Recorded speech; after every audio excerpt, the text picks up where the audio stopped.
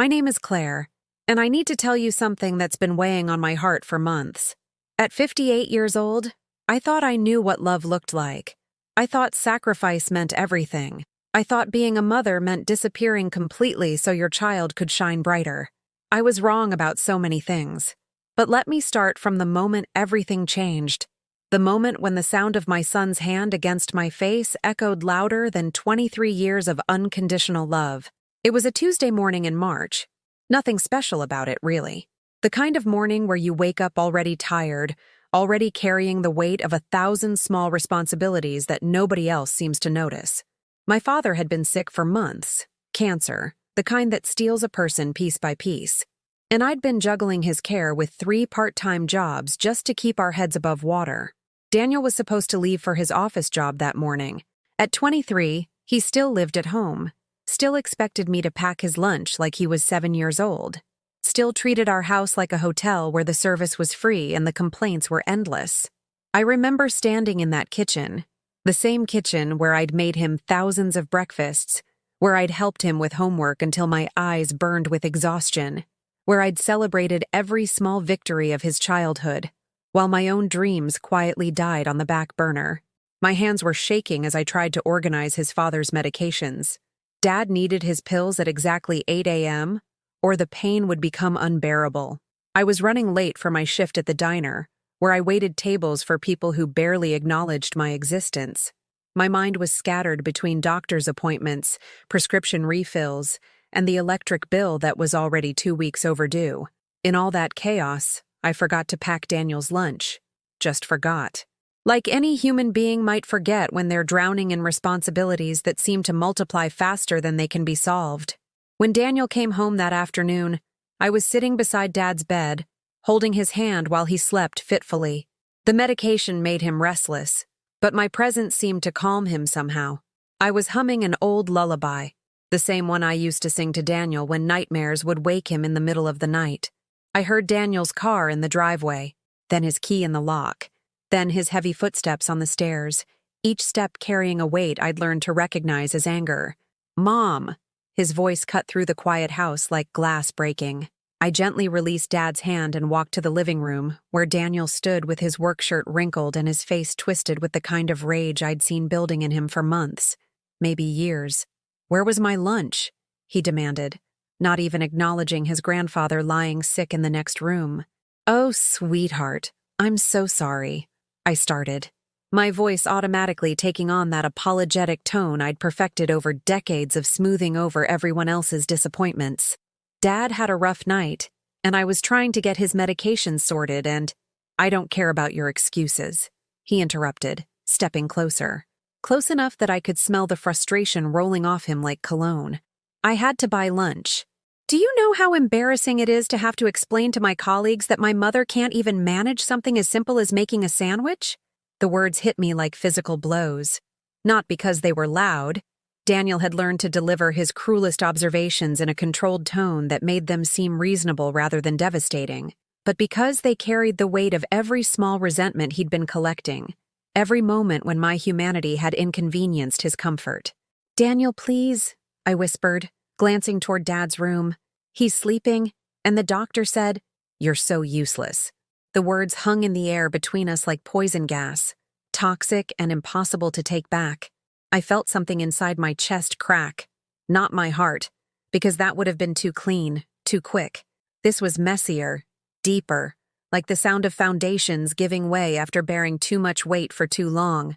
And then his hand connected with my cheek. The slap wasn't violent in the way you might imagine. It was calculated, controlled, delivered with just enough force to make his point without leaving a mark that might require explanation to others. But the sound, oh God, the sound, echoed through our house like thunder. I didn't cry. I didn't scream. I didn't even lift my hand to touch the burning skin where his palm had landed. I just looked at him, really looked at him, at this young man I'd created, nurtured, sacrificed everything for, at his perfectly pressed work clothes that I'd taught him to iron, at his healthy, well-fed face that showed no signs of the hunger I'd endured so he could always have enough, at his eyes, my eyes, the same hazel color, now cold with an entitlement I'd apparently helped create. The silence that followed was louder than the slap itself. In that silence, I saw 23 years of my life flash before me like a movie played at double speed. The sleepless nights when he was teething, the overtime shifts I'd worked to pay for his college, the dates I'd turned down, the friendships I'd let fade, the dreams I'd quietly buried so his could flourish. I saw myself at 35, newly widowed and terrified, promising my baby boy that I'd be enough for both of us. I saw myself at 40, declining a promotion that would have required travel because Daniel needed me at home. I saw myself at 50, watching him graduate college while I stood in the back row wearing a dress I'd owned for 7 years, because every spare dollar went to his future. And now, at 58, I was staring at the culmination of all that sacrifice. A young man who believed my only value lay in my ability to serve his needs without question or failure. Claire. My father's weak voice called from his bedroom, breaking through the toxic quiet. Daniel rolled his eyes. Great. Now he's awake. Something shifted inside me then. Something I hadn't felt in decades. Not anger, exactly, but something cleaner and more dangerous. Recognition, maybe, or clarity. I turned away from my son without another word and walked toward Dad's room, my feet moving with a steadiness that surprised me. Behind me, Daniel was saying something about dinner, about his dry cleaning, about plans with friends that would require me to wait up and let him in because he'd misplaced his key again. I closed Dad's door behind me and sat in the chair beside his bed. He was awake now, his eyes clear despite the pain medication, and he was looking at me with the kind of concern that comes from a lifetime of reading faces. Claire, sweetheart, he whispered, reaching for my hand with fingers that felt like bird bones. What happened out there? I opened my mouth to lie, to minimize, to protect Daniel's image the way I'd been doing for years, but no words came. Instead, for the first time since my husband died, I let myself imagine a different kind of life. If you enjoy emotional stories like this one, please subscribe to our channel. We're working toward 1,000 subscribers, and it really helps our work. And let us know in the comments which city you're watching from, because this is just the beginning of Claire's story. And sometimes, the most powerful transformations start with the quietest moments of recognition. The truth is, that slap didn't happen overnight. It was the culmination of 1,000 small cuts, each one so tiny I barely felt it at the time, but together they had bled me dry without me even realizing it. Let me tell you how we got there, how the sweet little boy who used to crawl into my bed during thunderstorms became the man who could look me in the eye and call me useless. It started so gradually I mistook it for growing up. When Daniel turned 16, something shifted in our house. The hugs became rare, then stopped altogether. The "I love you, Mom" became whatever, and then just silence. I told myself this was normal. Teenagers need space to become independent, right? That's what all the parenting books said. But independence and cruelty aren't the same thing, and I was too tired, too overwhelmed, too desperate to keep our little family afloat to see the difference. His father had left us with debts I didn't even know existed. Medical bills from his final months, credit cards he'd hidden from me, a second mortgage I discovered only after the funeral. At 35, I was drowning in responsibilities that felt impossible to manage alone. So when Daniel started treating me like hired help instead of his mother, I rationalized it. He's grieving, I told myself. He's angry about losing his father. I made excuses for every cruel word, every dismissive gesture, every time he looked right through me as if I were invisible. When he was 17, I worked 3 jobs to pay for his car. Not just any car. He wanted something that wouldn't embarrass him in the school parking lot. So I cleaned offices until 2 a.m., waited tables during lunch shifts, and did bookkeeping for a small business on weekends. My hands were raw from cleaning products. My feet ached constantly, but I managed to save enough for a decent used Honda that he accepted with a shrug and a complaint about the color. "Thanks, I guess," he said, taking the keys without looking at me. "But couldn't you have found something in blue?" I had searched every dealer within 50 miles for 3 months to find that car. It was reliable, safe, and within our impossible budget. But his first response was disappointment that it didn't perfectly match his preferences. I should have said something then. Should have explained that gratitude isn't just politeness. It's recognition of sacrifice made on your behalf. But I was so exhausted, so grateful that he wasn't actively angry, that I just smiled and said, maybe we can look into getting it repainted someday. We never did, of course. By the time I'd saved enough money for paint, he needed something else. College applications, graduation expenses, dorm room supplies that cost more than I spent on groceries in 3 months. College was when the real transformation happened, when my sweet, complicated boy became someone I barely recognized. Daniel got into a good state school, and I was so proud I cried at his graduation ceremony. Here was proof that all those years of sacrifice had been worth something. Here was the future I'd invested everything in, finally taking shape. But college opened Daniel's eyes to a world I couldn't provide for him. He came home for holidays talking about his roommate's family, who owned 3 cars and took vacations to places I'd only seen in magazines. He'd describe elaborate dinners at restaurants where the appetizers cost more than I made in a day. He'd mention classmates who got weekly care packages filled with expensive snacks and brand-name clothes. And slowly, I began to feel him measuring my love by those impossible standards. Jason's mom sent him $200 just because he had a bad day, he mentioned casually during one phone call. She said she wanted to cheer him up. I'd been surviving on peanut butter sandwiches for a week to make sure I could afford his textbooks for the next semester, but Daniel didn't know that. I'd learned to hide my struggles behind cheerful phone conversations and care packages filled with homemade cookies instead of store-bought luxuries. That's nice, sweetheart, I replied, calculating in my head whether I could spare $20 from the grocery budget to send him something special. Some families have different circumstances, that's all. Yeah, he said, his voice carrying a weight I didn't want to interpret. Some families do. When he graduated and moved back home, ostensibly to save money while he looked for a job, I was thrilled. My baby was coming home. I prepared his room like he was royalty returning from exile, buying new sheets with money I should have used for Dad's prescription copays. But the Daniel who moved back wasn't the boy who'd left for college. This Daniel evaluated everything through the lens of what his friends had, what his classmates' families could afford, what he felt he deserved based on some invisible standard I'd never be able to meet. The job he eventually found paid well enough, but he acted as if working at all was beneath him. He'd come home complaining about his supervisor, his co-workers, the commute, the workload. Everything was someone else's fault, someone else's failure to recognize his obvious superiority. And somehow, I became responsible for managing his disappointment. If he had a bad day at work, I needed to have his favorite dinner ready. If his boss criticized his performance, I needed to listen to an hour-long rant about workplace politics while nodding sympathetically and never suggesting that maybe, just maybe, some of the feedback might be worth considering. If his laundry wasn't done exactly when he needed it, I was being inconsiderate. If his room wasn't clean to his standards, I was being lazy.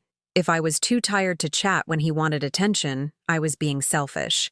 The worst part wasn't his demands, it was how reasonable he made them sound. "Mom, you're home all day anyway," he'd say when I pointed out that I'd been caring for Dad, working 2 jobs, and managing all the household responsibilities while he contributed nothing beyond his portion of the rent. "It's not like you have anything else to do. Nothing else to do." As if caring for a dying parent was leisure time, as if working 60 hours a week at jobs that barely paid minimum wage was a hobby, as if the invisible labor of maintaining a household, grocery shopping, bill paying, appointment scheduling, meal planning, happened by magic. His friends reinforced these attitudes when they visited. They'd sprawl across the living room furniture with their shoes on, leaving empty pizza boxes and beer bottles for me to clean up while treating me like I was part of the furniture myself. "Your mom's so cool," one of them said, after I'd spent my afternoon off making sandwiches for their gaming session. "She never complains about anything." Daniel laughed. "Yeah, that's just how she is. Super low maintenance. Low maintenance. As if my lack of complaints meant I didn't have needs, didn't have feelings, didn't deserve consideration. As if my silence was evidence of contentment rather than exhaustion. But I thought this was normal. I thought this was what love looked like. Endless giving without expectation of return. Constant availability without need for appreciation. Complete self-sacrifice in service of someone else's happiness. My mother had raised me to believe that good women put everyone else first, that maternal love meant absorbing pain so your children didn't have to feel it. And Dad, bless him, was too sick and too old-fashioned to understand that what he was witnessing wasn't normal family dynamics. The neighbors saw bits and pieces, of course. Mrs. Patterson next door occasionally made comments about how hard I worked, how devoted I was, how lucky Daniel was to have such a caring mother. But she said it in that tone people use when they're trying to be polite about something that makes them uncomfortable. "You're such a saint, Claire," she'd say when she saw me carrying groceries while Daniel sat in the car checking his phone. "I don't know how you do it all." Saint. As if martyrdom was a virtue instead of a choice I'd made without realizing there were alternatives. The breaking point had been building for months before that Tuesday morning. Little moments that should have been warnings if I'd been brave enough to recognize them. Like the time I got food poisoning and spent 2 days barely able to leave bed. And Daniel's primary concern was whether I'd still be able to make his lunch for work. Or when Dad fell and I had to rush him to the emergency room, and Daniel was angry that I hadn't texted him regular updates because he'd been worried about getting dinner. Or the evening I came home from a 12-hour shift to find Daniel and his friends had used every dish in the house and left the kitchen looking like a tornado had hit it. And when I mentioned that I was too tired to clean it all tonight, Daniel rolled his eyes and said, "God, Mom, we weren't expecting you to be weird about it. Weird about coming home to a disaster after working all day to keep our family afloat. But I cleaned it anyway. I always cleaned it anyway. Because I thought that's what love meant. I thought that's what mothers did. I was so wrong. And that Tuesday morning, when my hand connected with my burning cheek, and I heard the word useless hanging in the air like smoke, I finally understood what I'd been too tired and too hopeful to see before. I hadn't been raising a son. I'd been creating a monster. And worse, I'd been disappearing in the process, piece by piece, until there was almost nothing left of Claire. Almost nothing, but not quite. After that slap, something strange happened. Instead of standing up for myself, instead of demanding the respect I'd been denied for years, I did what I'd always done. I tried harder. I know how that sounds. Believe me, I know. But when you've spent decades believing that love means endless giving, that your worth is measured by how much you can endure, that good mothers absorb pain so their children don't have to feel it, well, even a slap becomes something you can rationalize away. "He's under stress at work," I told myself that night, lying awake on sheets I'd washed and folded while my cheek still burned. He didn't mean it. He's just frustrated, and I happened to be in the way. I actually apologized to him the next morning. Can you imagine? I apologized to my son for forgetting his lunch after he'd struck me in our own home. "Daniel, sweetheart," I said, approaching him carefully while he ate the breakfast I'd gotten up early to prepare. "I'm sorry about yesterday. I know you're working hard, and you deserve to have things you can count on. I won't let you down again." He looked up from his eggs, perfectly cooked, just the way he liked them, and nodded as if my apology was simply his due. "Thanks, Mom. Just try to stay more organized, okay? I can't be worrying about stuff like this when I'm trying to focus at work. Stay more organized," as if I hadn't been organizing his entire life for 23 years. As if the mountain of responsibilities I juggled daily was evidence of chaos rather than the Herculean effort it actually required. But I nodded and smiled and promised to do better, because that's what I thought good mothers did. The weeks that followed were a masterclass in my own disappearance. I threw myself into being the perfect caretaker with the desperate energy of someone trying to earn back love that had never been freely given in the first place. I started packing Daniel's lunches the night before, complete with little notes of encouragement like he was still in elementary school. I bought an expensive planner and color-coded our family's schedule so I'd never again forget an important detail. I set alarms on my phone to remind me of everything from his dry cleaning pickup to his preferred dinner times. But perfection, I learned, is a moving target when you're dealing with someone who's discovered that your love has no boundaries. The lunch thing became an obsession for Daniel. Not just that I pack it, but that I pack it right. The sandwich had to be cut diagonally, not straight across.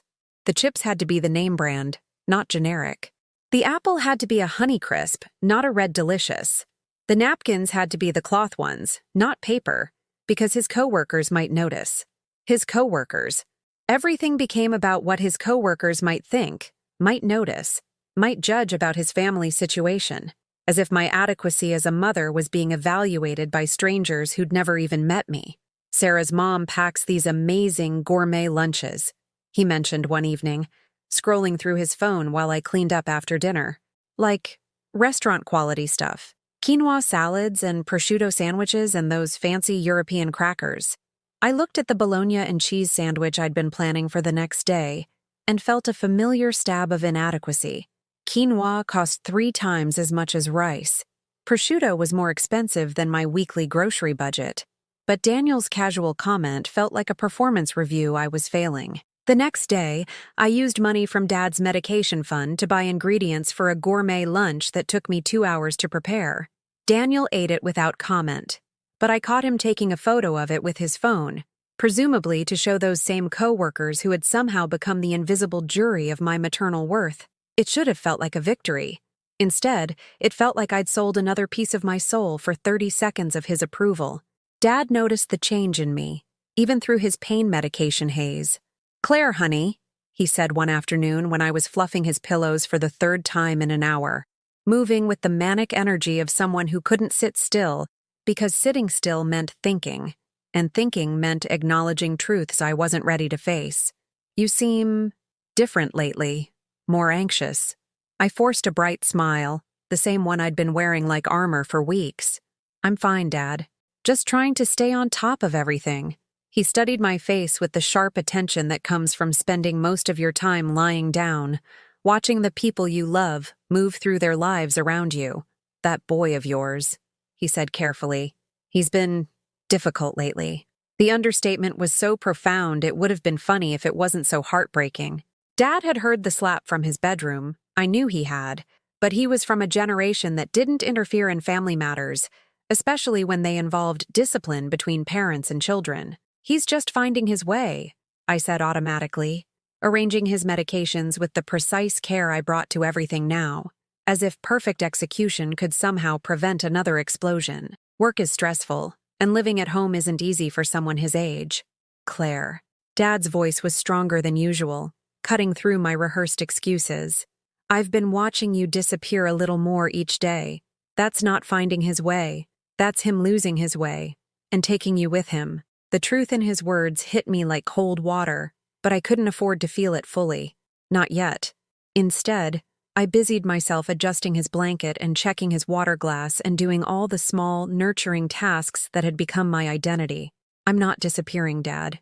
I'm just focused on taking care of my family." He reached for my hand with fingers that felt like paper, but his grip was surprisingly strong. "Sweetheart, you are family too.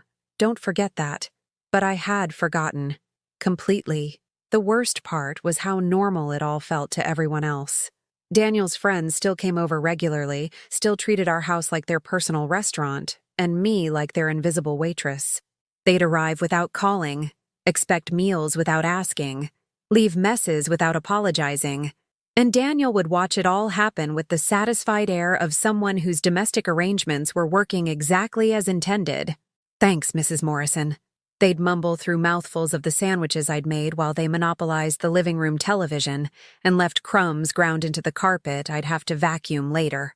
But their gratitude felt perfunctory, automatic, the kind of politeness you show to service workers whose names you don't bother learning. I started to understand that I wasn't a person to them.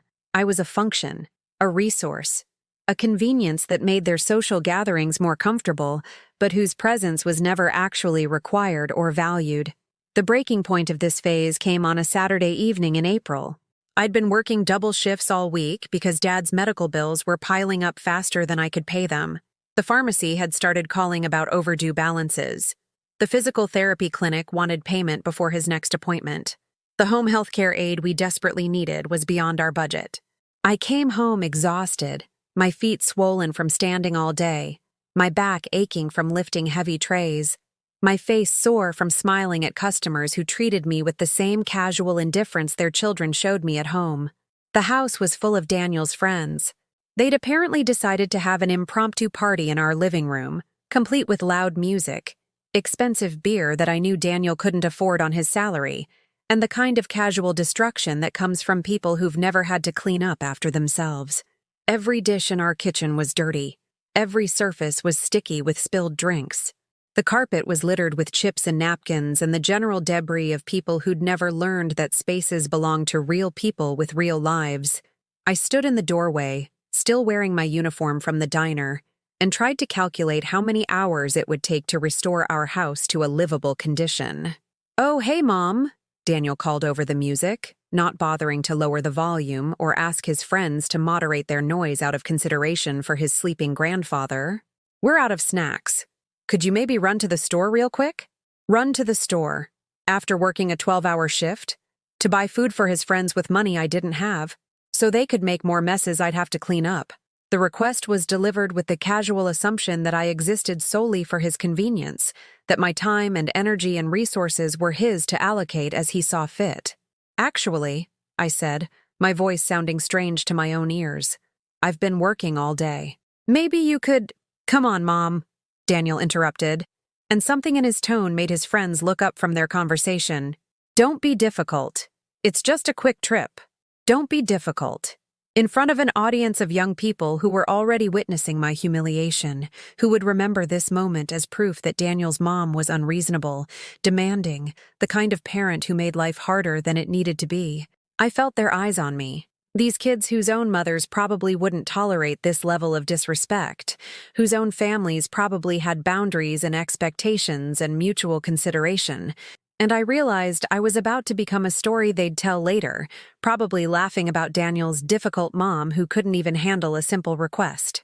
So I went to the store, bought chips and soda and all the things they wanted with money I'd earmarked for Dad's medication, came home and served it all to them with the same smile I'd been wearing like a uniform for months. And nobody thanked me. Nobody acknowledged the sacrifice. Nobody saw me at all. That night, after they'd finally left and I'd finished cleaning the disaster they'd created, I sat in Dad's room listening to him sleep. The medication made his breathing irregular, sometimes stopping for long enough to make me panic before starting again with a rough gasp. I thought about what he'd said about disappearing, about being family too.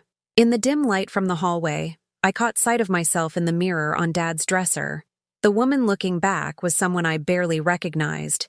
Her hair was graying and pulled back in the same practical ponytail she'd worn for years, because there was never time or money for proper cuts. Her face was lined with exhaustion and premature aging from stress and poor nutrition. Her clothes were the same cheap, serviceable outfits she'd been rotating through for seasons, because everything else went to other people's needs. But it was her eyes that shocked me the most. They were hollow, empty. The eyes of someone who'd been erased so gradually she hadn't noticed it happening. I was 58 years old, and I had disappeared completely. I existed only as an extension of other people's needs, other people's comfort, other people's convenience.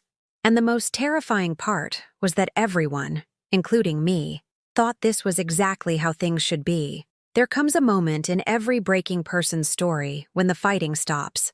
Not because the situation improves, but because you finally run out of strength to keep believing it might. For me, that moment came on a Thursday in late April, when I realized I'd been holding my breath for so long, I'd forgotten what normal breathing felt like. Dad had been having a particularly difficult week. The cancer was spreading faster than the doctors had predicted, and the pain medication that used to give him relief for hours now barely lasted 30 minutes. I'd been sleeping in the chair beside his bed, waking up every time he stirred, helping him to the bathroom, adjusting his pillows, trying to make his final weeks as comfortable as possible. I hadn't slept properly in days. My hands had developed a persistent tremor from exhaustion and stress. I'd lost so much weight that my clothes hung on me like curtains, but I couldn't afford to replace them. And besides, who was I dressing for anymore? That Thursday morning, Daniel came into Dad's room while I was helping with his breakfast.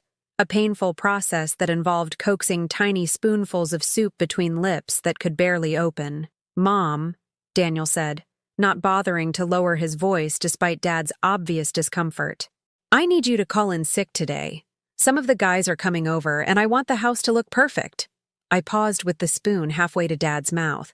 "Sweetheart, I can't call in sick.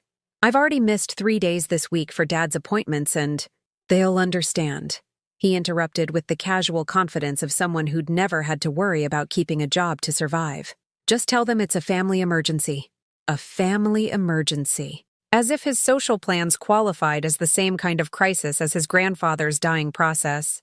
Daniel, I need this job, I said quietly, trying not to upset Dad, who was watching our conversation with increasing agitation.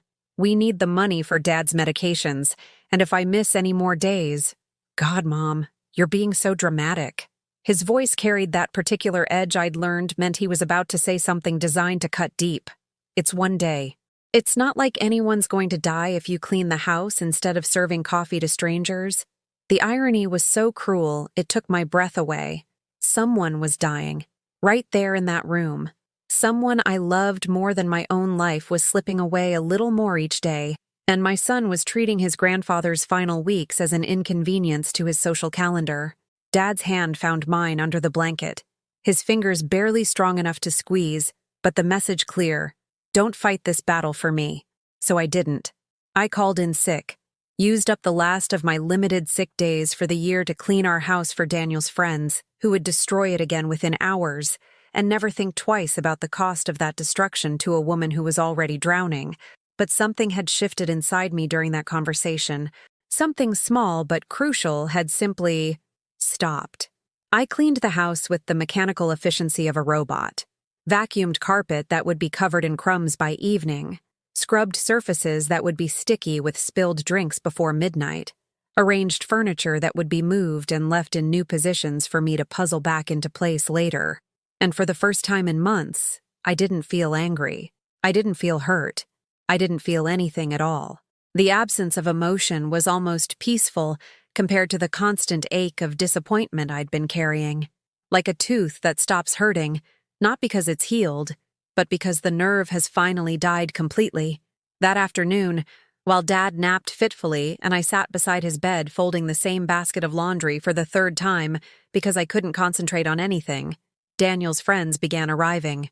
They were different from the usual crowd, older, more professional, the kind of young adults who wore their success like cologne and spoke in the casual shorthand of people who'd never doubted they belonged wherever they happened to be.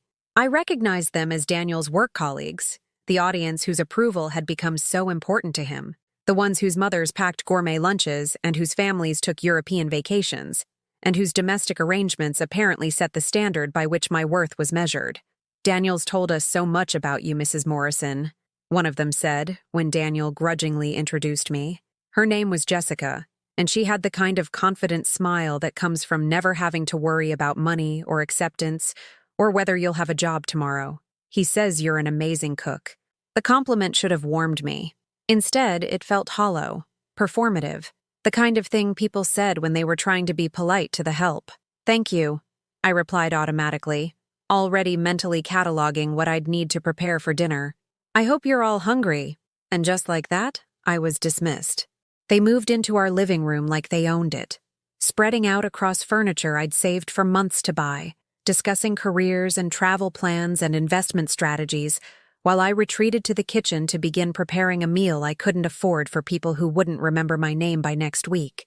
From the kitchen, I could hear fragments of their conversation, stories about weekend houses and wine tastings and ski trips to places I'd only seen in magazines. They spoke casually about spending more money on a single dinner than I made in a week, about problems that seemed impossibly luxurious compared to the daily struggle of keeping our family afloat. But what struck me wasn't their privilege. It was how seamlessly Daniel fit into their world, how naturally he adopted their casual arrogance, their assumption that other people existed to facilitate their comfort. My mom's making her famous pot roast, I heard him say, and something in his tone made me pause in my chopping. She's been cooking all day. You guys are in for a treat.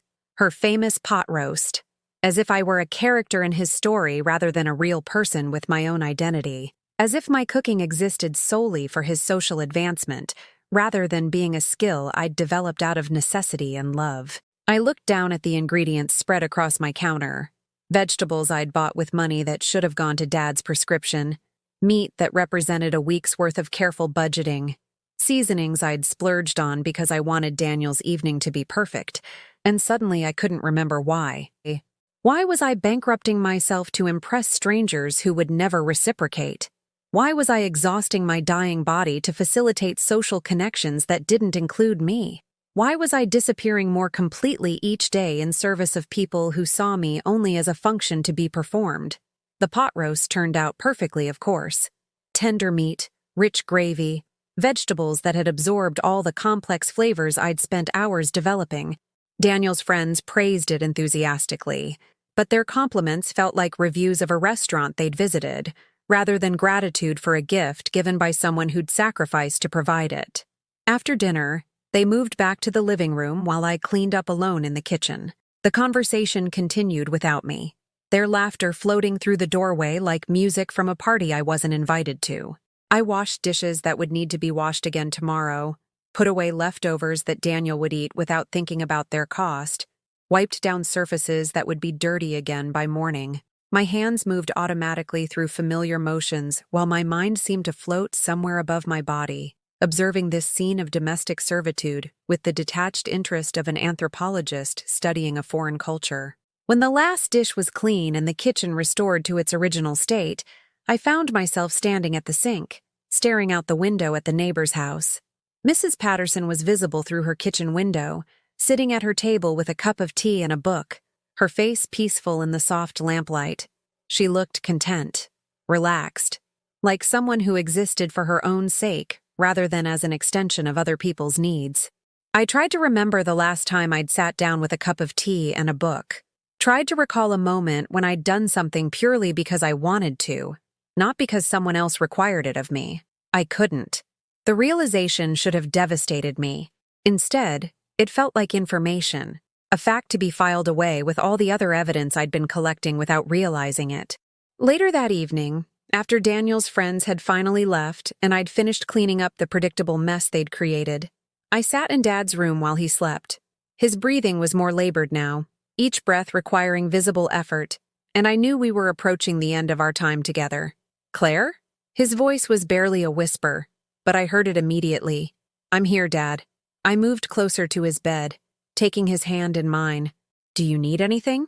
He was quiet for so long I thought he'd fallen back asleep. Then, with effort that clearly cost him, "I'm proud of you, sweetheart. Your mother would be proud too." The words should have comforted me. Instead, they felt like a eulogy for someone who was still alive. "I don't think there's much to be proud of," I said, surprising myself with my honesty. "You've been taking care of everyone your whole life," he whispered. "But who takes care of you?" The question hung in the dark room like smoke, and I realized I didn't have an answer. No one took care of me. No one ever had. I'd been so busy being indispensable to everyone else that I'd forgotten to be necessary to myself. "I don't know, Dad. Maybe," he said, his voice growing weaker. "It's time you learned." That night, I didn't even try to sleep. I sat in my kitchen, the same kitchen where I'd prepared thousands of meals for people who rarely thanked me, where I'd packed countless lunches for a son who criticized my efforts, where I'd cleaned up after parties I wasn't invited to join. The house was finally quiet. Daniel was asleep, probably dreaming about career advancement and social connections, and all the ways his life would continue expanding while mine contracted. Dad was resting as peacefully as his condition allowed. Even the neighbors' lights were off. In that silence, I could hear something I'd been ignoring for months, the sound of my own heartbeat, irregular and exhausted, but still fighting to keep me alive. The sound of my own breathing, shallow and quick but still moving oxygen through lungs that hadn't given up yet. I was still here. Barely, but still here. And for the first time in longer than I could remember, I wondered what that meant. Who I was when I wasn't being someone else's solution to their problems. What I wanted when I wasn't focused entirely on what everyone else needed. I had no answers. But somewhere in that quiet kitchen, surrounded by the tools I'd used to make myself useful to others, I felt something I hadn't experienced in years. Curiosity about my own life. It was tiny, fragile, barely more than a whisper in the darkness. But it was there, and maybe, just maybe, it was enough. Dad died on a Tuesday morning in May, while I was holding his hand and humming the same lullaby I'd sung to Daniel as a baby. His last breath came so quietly, I almost missed it, just a gentle exhale that didn't have an inhale to follow it. For a moment, I thought he was simply pausing, the way he'd been doing for weeks as his body forgot how to perform even the most basic functions. But then the silence stretched on, and I understood that the man who'd raised me, who'd loved me unconditionally, who'd worried about my disappearance even while fighting his own battle, was gone. I should have cried, should have called for Daniel, should have begun the terrible administrative process of death, the phone calls and paperwork and arrangements that would need to be made. Instead, I just sat there, still holding Dad's cooling hand, and felt something unexpected settling into the space where grief should have been. Relief. Not relief that he was gone. God knows I'd loved him more than anyone in the world except Daniel. But relief that his suffering was over. Relief that he was finally free from the pain that had consumed his final months. And beneath that, something I was ashamed to acknowledge. Relief that someone who'd truly seen me, truly valued me, had gotten to leave this world still believing I was worth something. Daniel found us 20 minutes later, when he came downstairs expecting breakfast and discovered instead that our world had shifted again. "Mom?" His voice was small, uncertain in a way I hadn't heard since he was little and afraid of thunderstorms. "Is he?" I nodded, gently placing Dad's hand on his chest and standing up from the chair that had been my home for so many weeks. "He went peacefully," I said, my voice steadier than I'd expected. No pain at the end. What followed should have been a time for us to comfort each other, to share memories of the man who'd anchored our small family. Instead, Daniel immediately began calculating the practical implications of Dad's death. "What about the house?" were literally his first words after I confirmed that his grandfather was gone. "I mean, was there insurance? What kind of arrangements did he make?" There was no insurance. Dad had been a working-class man his entire life, and his modest savings had been consumed by medical bills long before the end came. The house, the same house where Daniel had grown up, where Dad had lived for 40 years, would need to be sold to pay his debts. I explained this gently, trying to focus on the immediate needs. The funeral home needed to be called. There were papers to be signed, arrangements to be made. We could worry about finances later. But Daniel's mind was already racing ahead to how Dad's death would affect his own comfort and convenience. "So where are we supposed to live?" he asked, pacing around the kitchen while I made the necessary phone calls with Dad's body still in the next room. "I can't afford rent on my own, and you barely make enough to cover groceries. You, not we, not us. You." Even in the immediate aftermath of loss, Daniel's primary concern was how other people's circumstances would impact his own lifestyle. The funeral was small, Dad hadn't outlived many of his friends, and our family had never been large.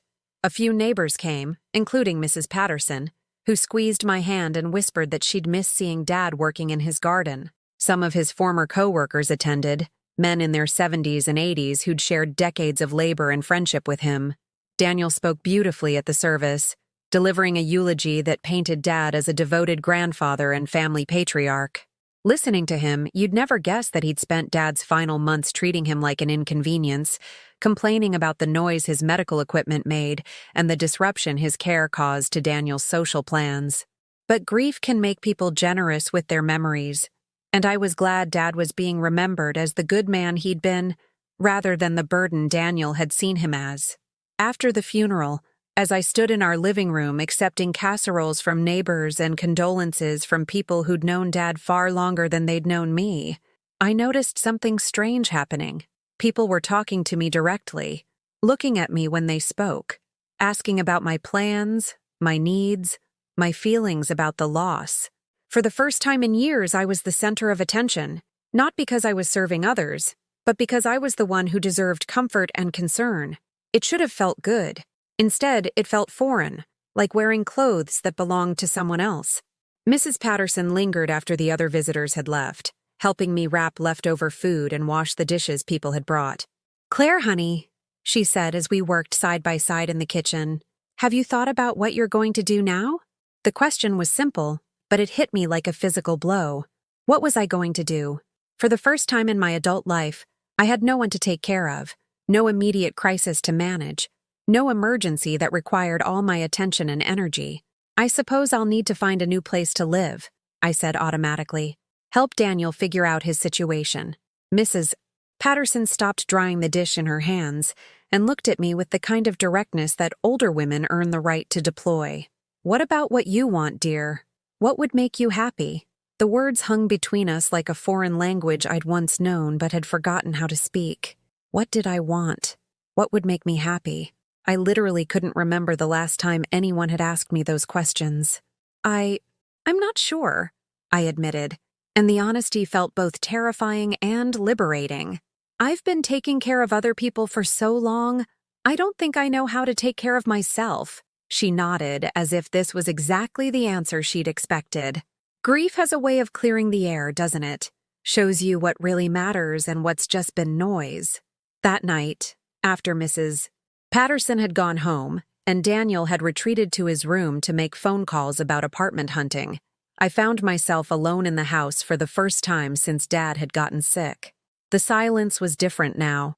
Not the heavy, anxious quiet of waiting for crisis, but something lighter, cleaner, like the air after a storm has passed. I walked through rooms that had been filled with medical equipment and the constant low-level stress of caregiving, and noticed things I hadn't seen in months. The way afternoon light fell across the hardwood floors Dad had refinished himself 20 years ago.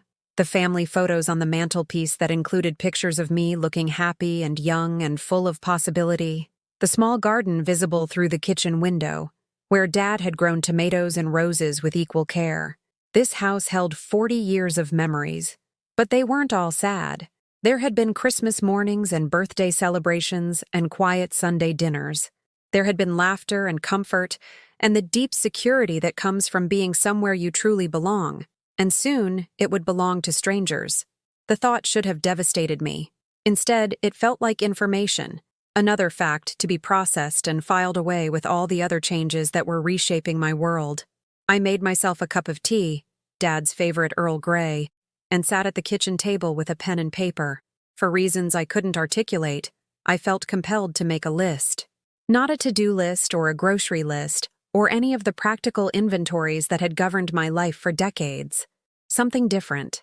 Something just for me. At the top of the page, I wrote, "Things I remember loving." The list started slowly, reading mystery novels on Sunday afternoons, listening to jazz music while cooking, the feeling of accomplishment that came from growing something in the garden, long walks in the early morning when the world was quiet and belonged only to me. As I wrote, memories surfaced that I'd forgotten I possessed. The way I used to paint watercolors as a teenager, spending hours trying to capture the exact shade of sunset over our neighborhood lake. How much I'd enjoyed my job at the library before Daniel was born, helping people find exactly the book they needed, surrounded by the comfortable silence of knowledge waiting to be discovered. The woman who had loved those things felt like someone I'd known long ago, in another lifetime. But as I wrote her name at the bottom of the page, Claire, I realized something profound. She wasn't gone. She was just buried under decades of other people's needs and expectations and emergencies. But she was still there, waiting. The next few weeks passed in a blur of estate sales and legal paperwork and the grinding logistics of dismantling a life. Daniel threw himself into apartment hunting with the focused energy of someone solving a problem that affected him personally. He found a place quickly, a studio apartment he could afford on his salary, provided he was careful with his expenses. "You could probably find a room to rent somewhere," he suggested when I asked about his plans. "Maybe with some other older lady who needs help with housework or something. You're good at that stuff, older lady. Housework." Even now, even after everything, his vision of my future involved me serving someone else's needs rather than discovering my own. "Maybe," I said, because I'd learned that agreeing was easier than arguing, and I was tired of fighting battles I couldn't win. But something had changed in me during those quiet evenings of list-making and memory recovering.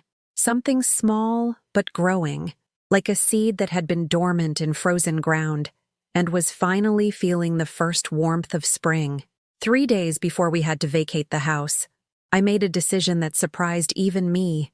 I didn't tell Daniel about it. Didn't ask for his advice or approval or permission. For the first time in 23 years, I simply decided something for myself and began making it happen. I called Mrs. Patterson and asked if I could store a few boxes in her garage. just temporarily, until I figured out my next step. I contacted the church where I'd volunteered occasionally over the years and asked if they knew anyone who needed temporary help in exchange for a place to stay. I researched bus routes to the city, where there might be more opportunities for someone starting over at 58. Each phone call felt like a small act of rebellion, not against Daniel specifically, but against the version of myself that had forgotten she was allowed to make choices about her own life. The night before the movers came, I sat in Dad's room, now empty except for the bed and dresser that would go to charity, and felt him with me in a way that had nothing to do with ghosts or supernatural comfort. I could hear his voice as clearly as if he were sitting beside me. Maybe it's time you learned. Learned to take care of myself. Learned to matter in my own story. Learned to exist for my own sake rather than as an extension of other people's needs. It wasn't anger anymore. It wasn't hurt or disappointment or any of the emotions that had consumed me for so long. It was something much more powerful than that. It was decision. And for the first time in decades, the decision was entirely mine to make. The morning I left was ordinary in every way except one. For the first time in 23 years, I woke up thinking about myself instead of everyone else. The 2 weeks after Dad's funeral had passed in a strange calm that I recognize now as preparation, though I couldn't have named it at the time. While Daniel focused on moving into his studio apartment and complaining about the reduction in space and comfort, I'd been making my own arrangements with the quiet efficiency of someone who'd finally found her purpose. I'd secured a temporary position through the church network, helping an elderly woman named Rose Martinez recover from hip surgery. The job came with a small room in her house, modest pay, and something I hadn't experienced in decades: clear expectations that had nothing to do with managing someone else's emotional needs. Rose needed help with grocery shopping, light housekeeping, and transportation to medical appointments. She was kind, but independent, grateful for assistance, but not demanding more than we'd agreed upon. Most importantly, she treated me like a person she'd hired to do a job, not like a family member whose entire existence should revolve around her comfort. The work would last 3 months, maybe 4. After that, I'd need to find something else. For the first time since I was 19 years old, my future was completely uncertain. It should have terrified me. Instead, it felt like freedom. Daniel had been so absorbed in his own transition that he barely noticed my preparations. I'd sorted through 23 years of accumulated possessions with the methodical care of someone who'd learned to distinguish between what mattered and what was just clutter. I kept Dad's watch, the one his own father had given him when he started his first job. I kept my mother's recipe book, with her handwriting in the margins, noting which dishes had been Daniel's favorites when he was small. I kept 3 photo albums and a small jewelry box containing pieces that had been gifts from people who'd truly loved me. Everything else, all the accumulated stuff of a life lived in service to others, got donated or discarded without sentimentality. The process was liberating in ways I hadn't expected. Each item I released felt like shedding weight I'd been carrying without realizing it. The decorative objects I'd bought because they seemed like things a proper mother should have. The clothes I'd kept despite never feeling comfortable in them. The books I'd purchased with good intentions but never found time to read because someone always needed something more urgent. By the time I was done, my entire life fit into 2 suitcases and 3 boxes. Daniel helped me move these belongings to Rose's house on a Saturday morning, treating the occasion like a favor he was doing for someone who couldn't manage such tasks alone. "This place is pretty small," he observed, surveying Rose's modest ranch house with the critical eye he'd inherited from years of measuring everything against impossible standards. "Are you sure you'll be comfortable here?" "It's temporary," I replied, which was true but not complete. Everything felt temporary now, not in a scary way, but in a way that suggested possibility rather than limitation. Rose met us at the door, moving carefully with her walker, but greeting us with the genuine warmth of someone who'd spent her 74 years learning to appreciate help when it was offered. "You must be Daniel," she said, offering him a smile that was friendly but not deferential. "Your mother speaks about you often." I caught something in her tone. Not disapproval, exactly, but a kind of careful neutrality that suggested she'd formed opinions about my son based on our conversations. Daniel shook her hand with the automatic charm he deployed around people he'd never see again. "Thank you for giving Mom this opportunity. I know she'll take good care of you. The way he phrased it, as if I were a service being provided rather than a person making my own choice, would have stung 2 months ago. Now it felt like confirmation that I was making the right decision. After Daniel left, Rose and I sat in her sunny kitchen with cups of coffee and had the kind of conversation I'd forgotten was possible, one where both people spoke and both people listened. "He seems like a nice young man," Rose said diplomatically. "He is," I replied automatically, then surprised myself by adding, "but we've gotten into some unhealthy patterns over the years." Rose nodded as if this was exactly what she'd expected to hear. Sometimes the people closest to us are the hardest to see clearly. Distance can be a gift.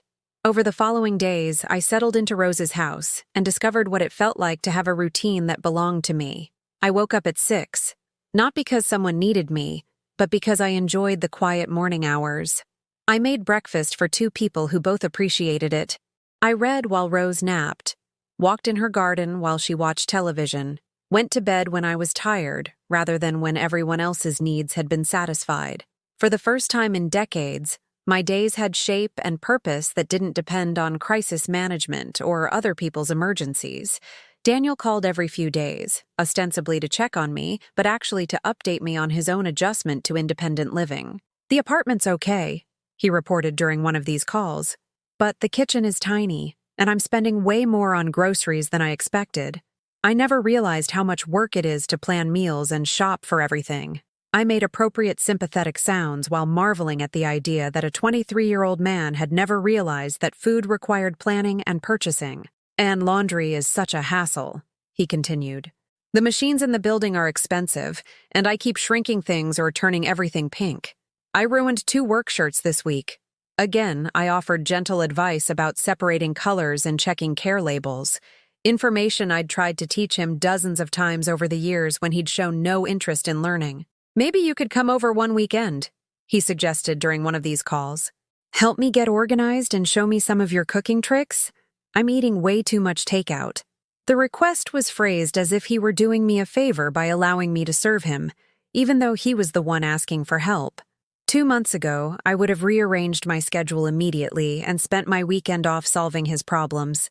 "I'm sorry, sweetheart," I said instead, "but I've made plans with Rose. Maybe another time." The silence that followed was longer than usual, and I recognized it as Daniel processing the unfamiliar experience of being told no. "Plans?" he said finally. "What kind of plans?"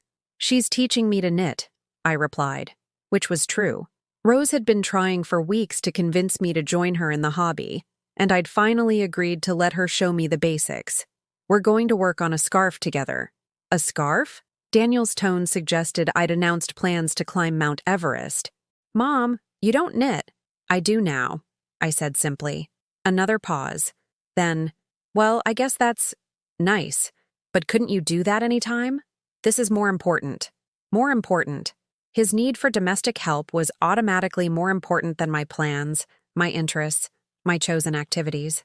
The assumption was so deeply embedded in his thinking that he didn't even recognize it as an assumption.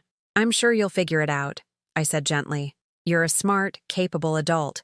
After I hung up, Rose looked up from her own knitting with eyes that missed nothing. "He's not used to hearing that word, is he?" "What word?" "No." I thought about it for a moment. "You're right. I don't think I've ever said it to him before.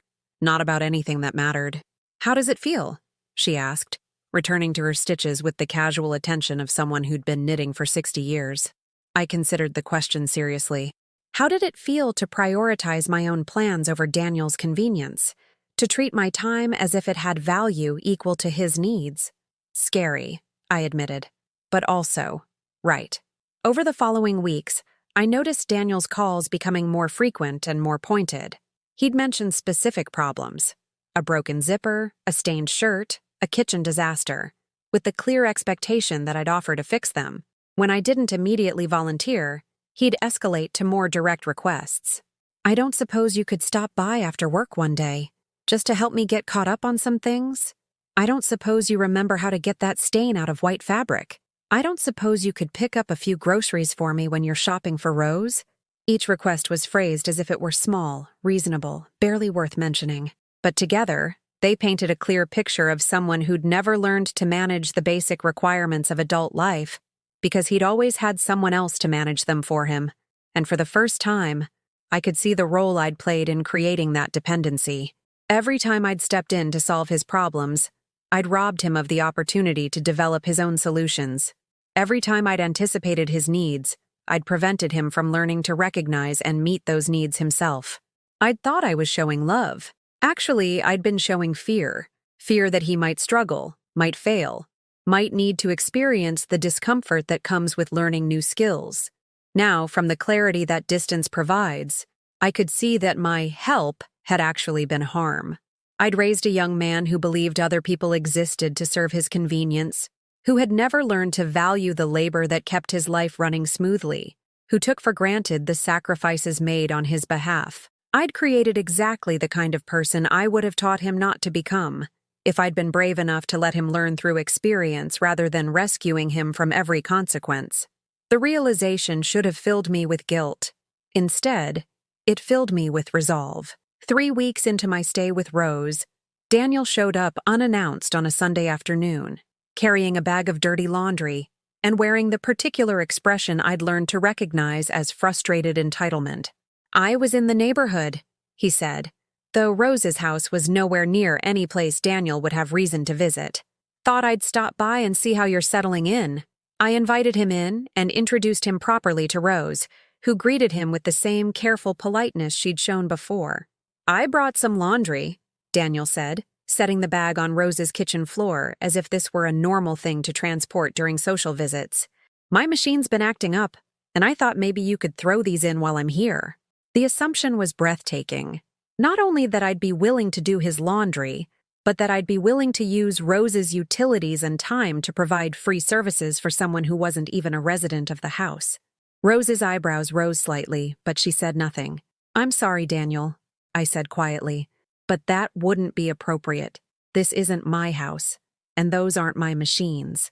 He stared at me as if I'd spoken in a foreign language.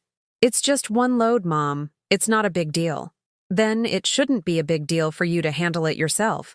The words hung in Rose's kitchen like smoke, and I watched Daniel process the unfamiliar experience of a boundary being established and maintained.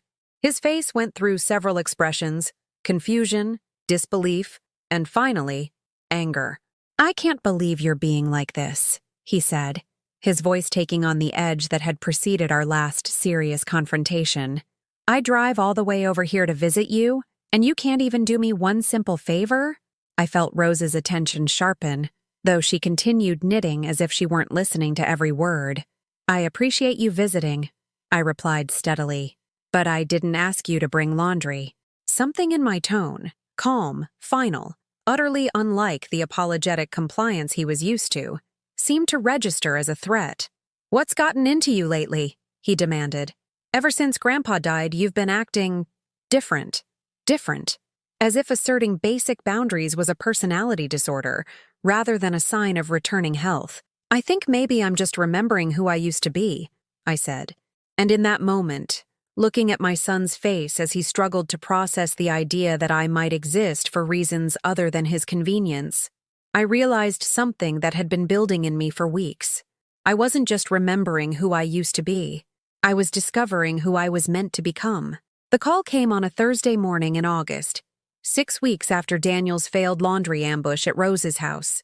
I was in the garden, helping Rose stake her tomato plants, when my phone rang with the particular urgency that meant crisis.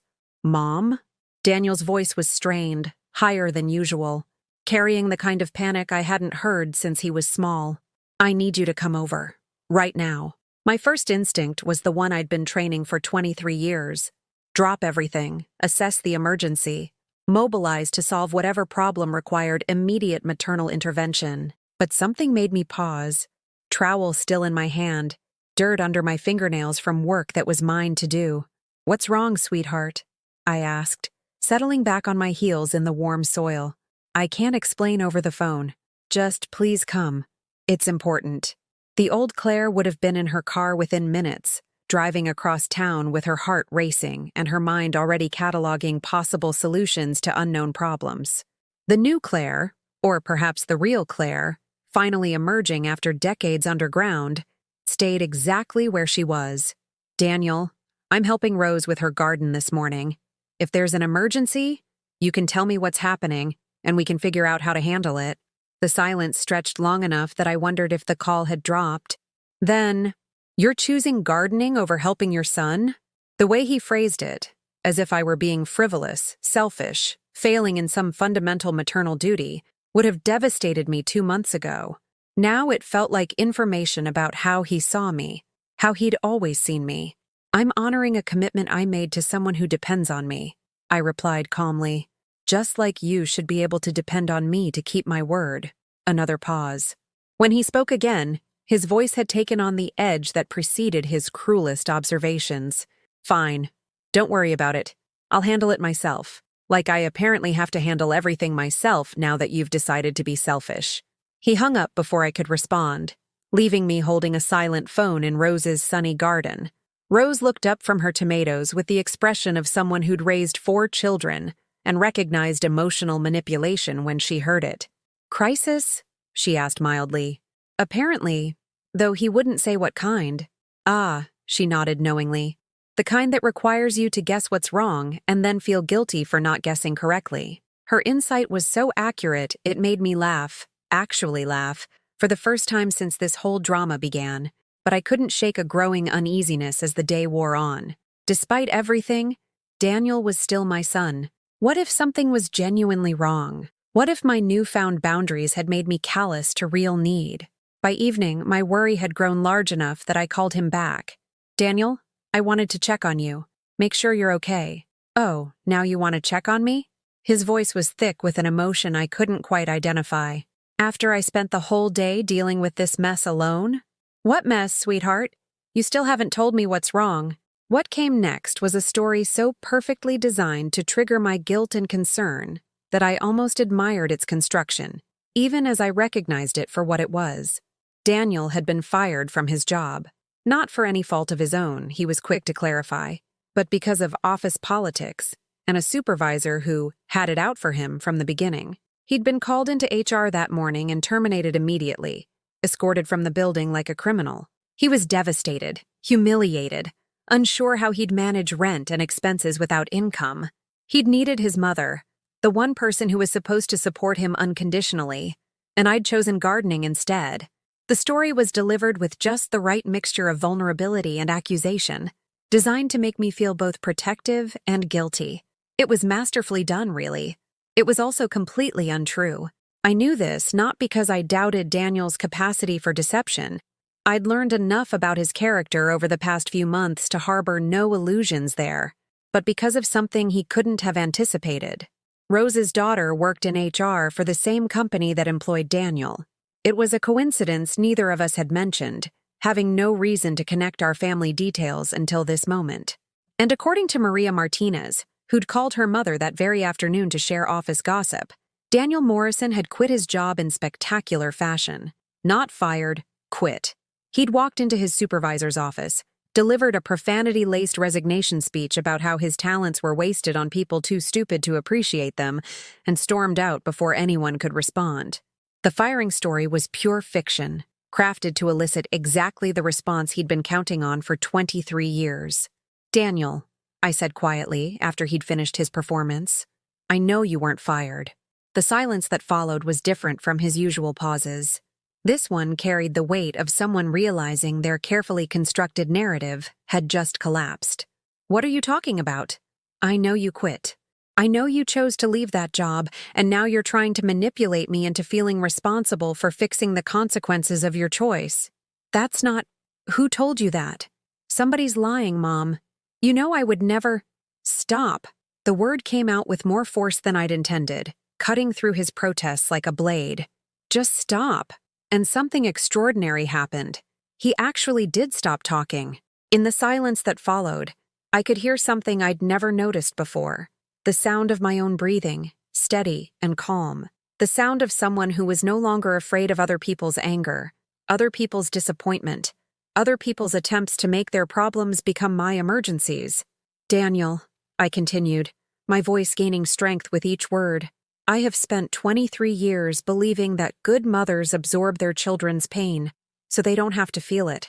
I have sacrificed my health, my finances, my identity, and my dignity trying to shield you from every consequence of your choices. I could hear him trying to interrupt, but I kept talking. I told myself I was showing love. Actually, I was showing fear.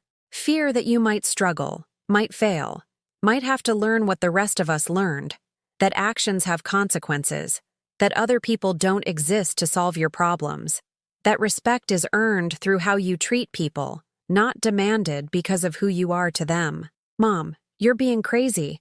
I never asked you to. You slapped me, Daniel.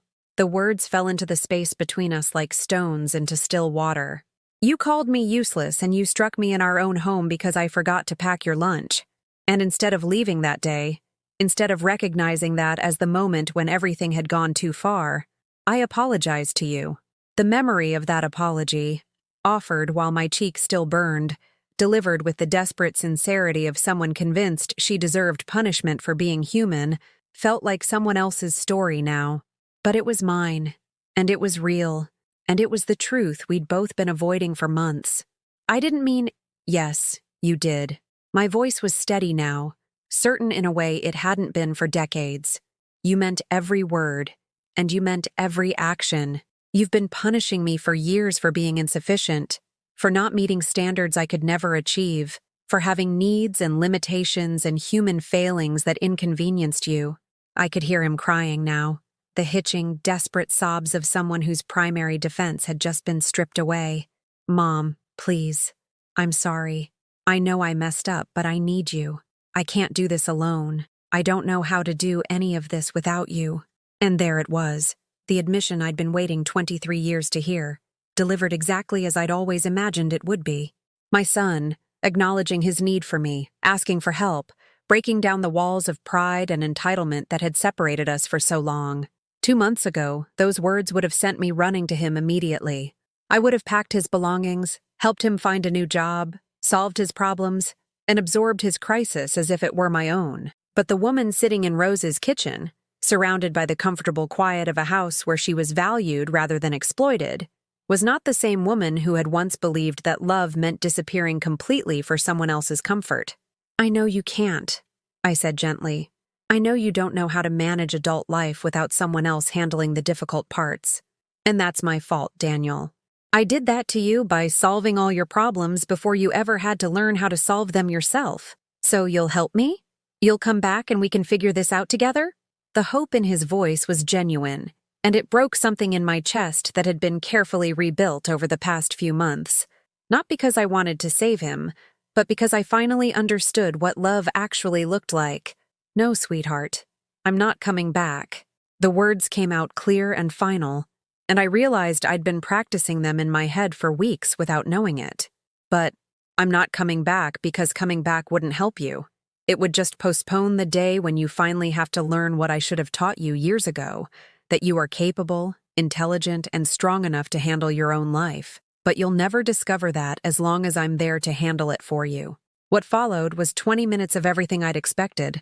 Tears, accusations, promises to change, threats of consequences, attempts at bargaining, and finally, the kind of rage I'd been absorbing for years, without recognizing it as abuse. You're abandoning me, he screamed into the phone. What kind of mother abandons her son when he needs her most? The kind who finally understands the difference between helping and enabling, I replied. The kind who loves you enough to let you become the man you're capable of being instead of the child I've been keeping you as. I'll never forgive you for this. Never. That's your choice to make, Daniel. Just like all the choices that brought you to this moment were yours to make. And just like figuring out what to do next is yours to figure out. I hung up the phone and sat in Rose's quiet kitchen, my hands trembling slightly from adrenaline but my heart steady in my chest. Rose appeared beside me with 2 cups of tea, settling into her chair with the careful movements of someone whose body had earned the right to move slowly. That sounded difficult, she said. It was, but not as difficult as I thought it would be. How do you feel? I considered the question seriously. How did I feel after finally speaking truths I'd been carrying for months, after setting boundaries I'd never established before? after choosing my own well-being over my son's comfort for the first time in his life. Free, I said, and was surprised by how accurately that single word captured everything I was experiencing. For the first time in 23 years, I feel free.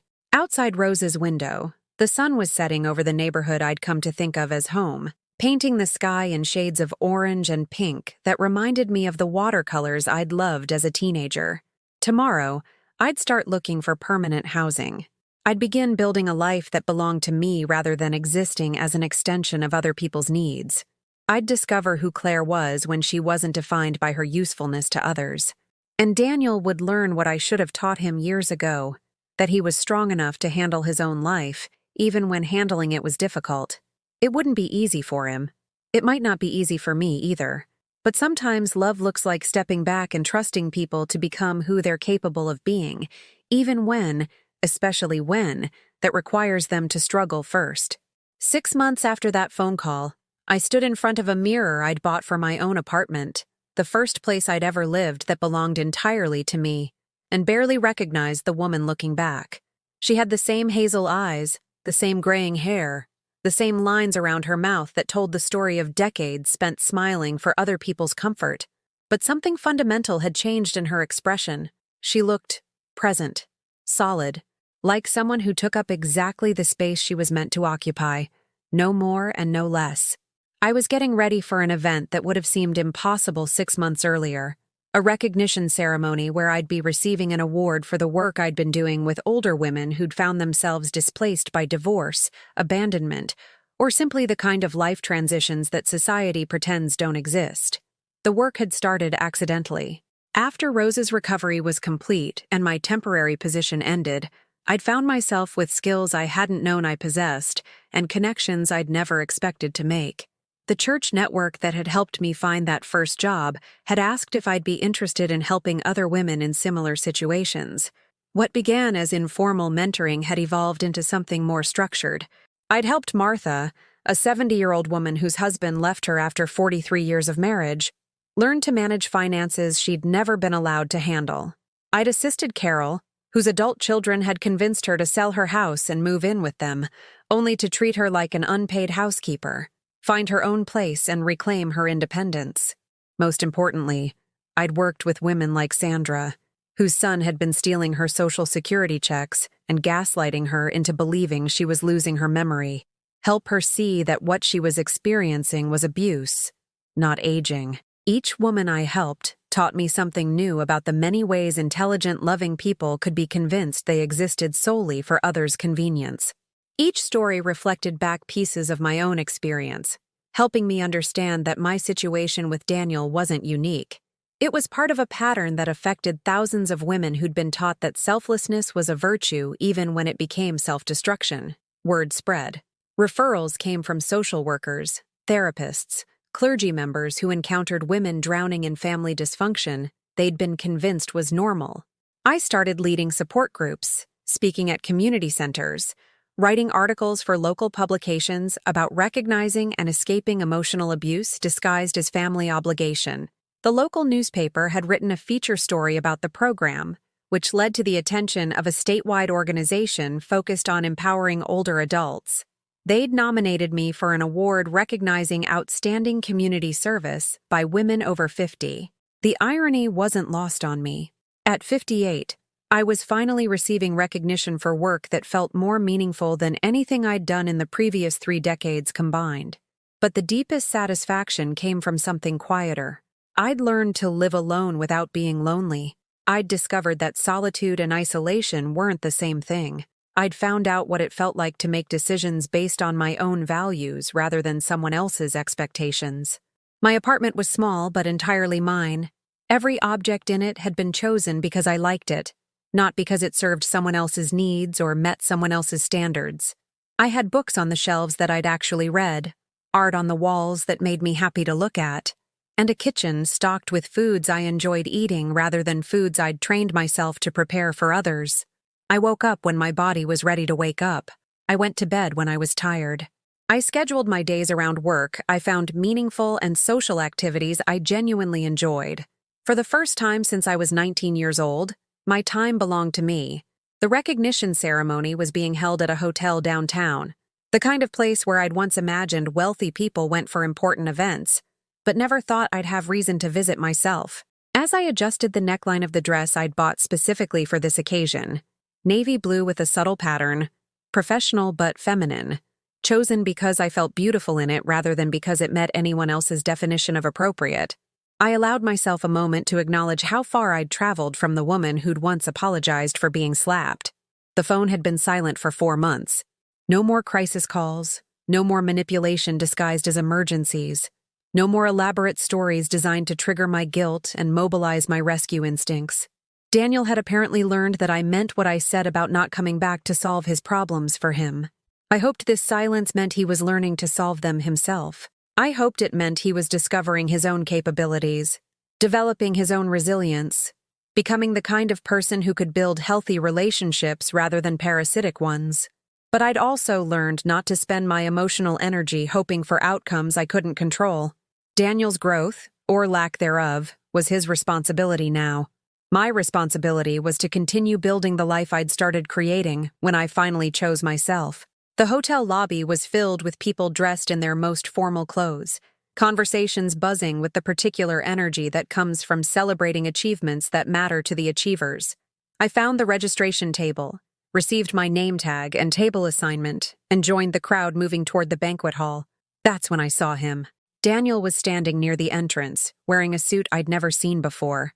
Not one of the expensive ones he'd owned when he lived at home, but something cheaper, less perfectly tailored. His hair was longer than he used to keep it, and he looked thinner, more uncertain than the entitled young man I remembered. Our eyes met across the crowded lobby, and for a moment, time seemed to pause. He looked like he was trying to decide whether to approach me or disappear back into the evening he'd come from. I made the decision for both of us by walking over to him. "Hello, Daniel." "Hi, Mom." His voice was quieter than I remembered, less assured. I saw the article in the paper. About tonight. I wanted to come and see." He trailed off, apparently unsure how to finish the sentence. "How did you find out about the ceremony?" I asked, genuinely curious. "I've been reading everything you've written, following the work you've been doing." He looked down at his hands, which were no longer soft and uncalloused the way they'd been when I was managing every aspect of his domestic life. "I wanted to understand what happened, why you left, what I'd done wrong." The admission was delivered without his old defensive anger, without attempts to minimize or redirect responsibility. It sounded like someone who'd spent months thinking seriously about his own behavior and its consequences. "And what did you conclude?" I asked. He was quiet for a long moment, watching the crowd of accomplished women and their supporters moving around us. "That I was a terrible son, that I treated you like hired help. Worse than hired help, actually. Because at least hired help gets paid and thanked and treated with basic respect." The words were painful to hear, not because they were untrue, but because they were accurate. But there was something in his delivery that suggested real recognition rather than performative self-criticism designed to elicit sympathy. "I lost my apartment," he continued. "Couldn't make rent after I quit my job. Had to move in with 3 roommates in a place that's basically a college dorm for adults who can't afford to live alone. I've been washing my own clothes, buying my own groceries, cooking my own meals, cleaning my own messes." He paused, looking directly at me for the first time since we'd started talking. "It's hard, Mom. It's really hard. And every single day I realize something else you were doing for me that I never even noticed. I never said thank you for any of it." The apology was more thorough and specific than anything I'd ever received from him, but it was also 6 months too late to change the fundamental decision I'd made about how our relationship needed to function going forward. "I appreciate you saying that, Daniel. I know it must have been difficult to come here tonight. I wanted to ask." He hesitated, then pushed forward with the kind of courage that comes from having nothing left to lose. "I wanted to ask if there was any way we could start over. Not go back to how things were. I understand now that how things were was wrong, but maybe find a new way to be family." The question hung between us like a bridge neither of us was sure was strong enough to cross. "Daniel," I said carefully, "what would that look like to you? This new way of being family? I don't know exactly, But I know it would have to start with me treating you like a person instead of like someone who exists to make my life easier. It would have to include me taking responsibility for my own problems instead of expecting you to solve them. And it would have to involve me learning how to give you things instead of just taking them. The insight was more mature than anything I'd ever heard him articulate. It suggested months of genuine self-reflection, rather than the surface-level remorse he'd shown in the past. Before I could respond, the ceremony organizers began calling people to take their seats. Daniel looked toward the banquet hall, then back at me. "I should let you go. This is your night, and I don't want to take away from it." He reached into his jacket pocket and pulled out an envelope. "I wrote you a letter. Everything I wanted to say, but didn't know how. You don't have to read it tonight, or ever, if you don't want to, but I wanted you to have it." He handed me the envelope and stepped back, giving me space to make my own choice about whether to continue our conversation. "Daniel," I said, tucking the letter into my purse, "would you like to stay for the ceremony? They usually have extra seats for family members." The word family seemed to catch him off guard, as if he hadn't expected to be included in that category anymore. "Are you sure? I don't want to impose." "You're not imposing, but if you stay as my guest, not as someone I'm responsible for managing or entertaining. You'll need to handle yourself appropriately, and you'll need to be genuinely happy for my success rather than making it about your own needs." The boundary was clear, but not cruel, an invitation with conditions attached. "I can do that," he said, and something in his voice suggested he meant it. We found our way to my assigned table, where I introduced Daniel simply as my son. He shook hands with the other honorees and their families, making appropriate conversation without drawing attention to himself or making the evening about his presence. When my name was called and I walked to the podium to accept the award, I looked out at an audience that included women whose lives I'd helped change and family members who'd supported their transformations. In the third row, Daniel sat quietly, applauding with genuine pride rather than the performative enthusiasm he'd once used to make himself look good by association. I spoke for 5 minutes about the work that had brought me to this moment, about the thousands of women who'd been convinced that love meant disappearing completely for someone else's comfort, about the power of recognizing your own worth and reclaiming your own life. Sometimes, I concluded, looking out at faces that reflected my own journey back to myself, the most loving thing we can do is stop solving other people's problems for them and start trusting them to find their own solutions. Sometimes courage looks like stepping back and believing that the people we love are stronger than we've been giving them credit for. The applause felt like recognition, not just of the work I'd done, but of the woman I'd become in the process of doing it. After the ceremony, Daniel and I stood in the hotel parking lot under streetlights that cast long shadows between the cars. "I'm proud of you, Mom," he said. "Not just for tonight, but for everything you've accomplished.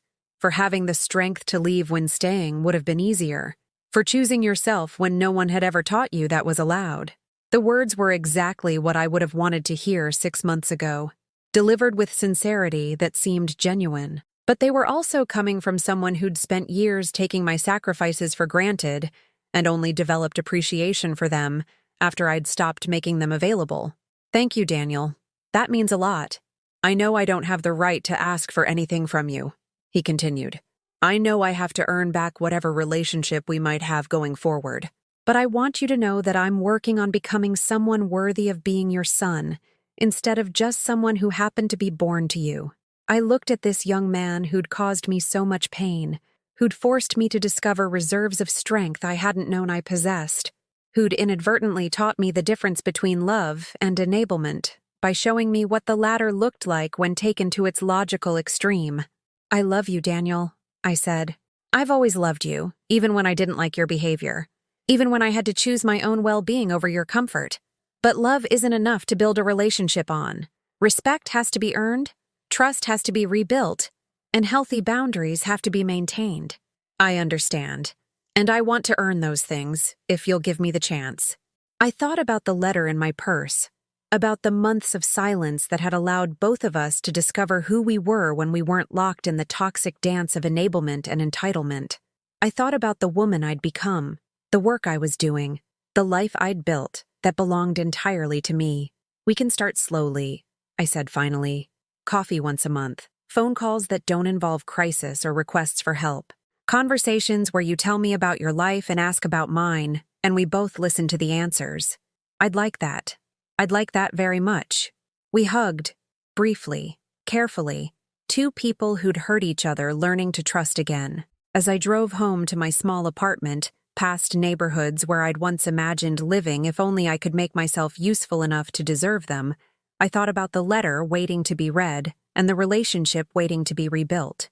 But mostly, I thought about the woman in the rearview mirror, driving toward a home she'd chosen, a life she'd created, a future she'd earned by finally learning the most important lesson of all.